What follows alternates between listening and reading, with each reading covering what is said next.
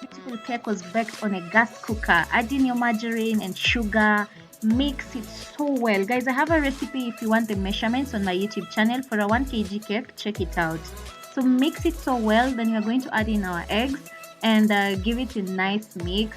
Guys, let me tell you, I was so happy to know that I can actually bake using a gas. I mean, then we are making vanilla cake. Add in some vanilla essence. Then milk. This is optional. If you don't have milk, go for water. Sour. So mix it well, then add in your baking powder and make sure you sieve your flour to remove the lumps. Then we are folding using the folding method. That's how we are mixing this cake. Then that's the butter, looking amazing, right? So now here is the tricky part. But it's not tricky, we can do this. So add in your salt. It was raining, I couldn't get sand and stones, so I used stones. Sorry, I used salt. Then I'm going to use this spoon to act as an holder, like sufuria itakaa juu yake because ningetumia mawe, si ndio? Yeah. So under low heat, preheat your salt. But nasamanga preheat your oven, preheat your sufuria salt. Yeah. Meanwhile, dust your pan like that. Unaweza tumia serviette upake blue band, then you spread vizuri, it will work so well.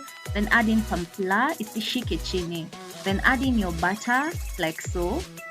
Then aerate some excess air. And guys, let's bake. Just be patient. If there's anything I realized with this, you just have to be patient because this took 1.5 hours.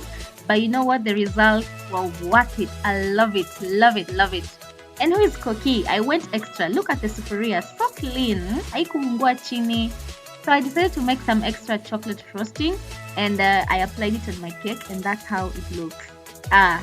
Ilipendeza jameni, mautamu tu. I love this. Guys, give it a try. No pressure if you want to bake a cake at home. You don't have an oven, you don't have a mixer, even a whisk. Just whisk na hiyo mwiko.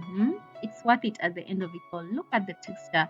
So moist, so soft, and believe me, you mashallah, it was lovely.